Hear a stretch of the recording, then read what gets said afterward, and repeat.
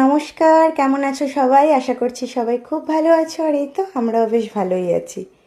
তো এখন দুবাইতে বাজছে রাত 10:40 মতো। আমি আর অরি টিভি দেখছি। অনেক রাত করে ঘুমায়, সহজে ঘুমাতেই চায় না।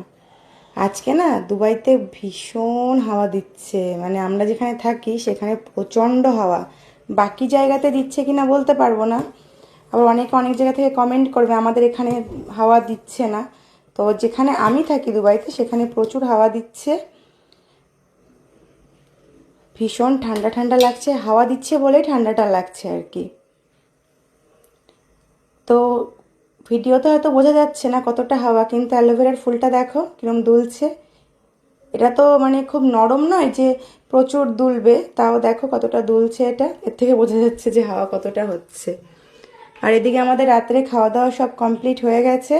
আর দেখো অরি দৌড়ে টিভির রিমোট ব্যালকনি থেকে নিচেই ফেলতে এসছে। আগে একদিন এরকম ফেলে দিয়েছিল, তোর বাবা দৌড়ে এসছে পেছন পেছন রিমোটটা নেবে তাই। এখন শুরু হয়ে গেল এই বাবা ছেলের ঝগড়া আর কি। তো রাত্রে তো আমাদের খাওয়া দাওয়া হয়ে গেছে।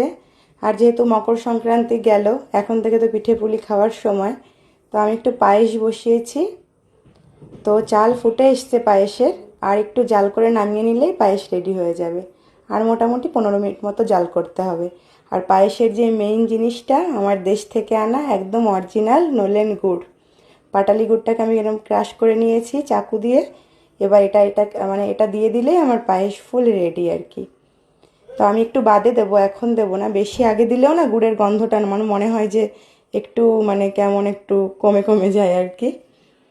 তো সবাই ভালো থেকো, সুস্থ থেকো। তোমাদের সাথে দেখা হবে আবার পরবর্তী কোনো ভিডিওতে।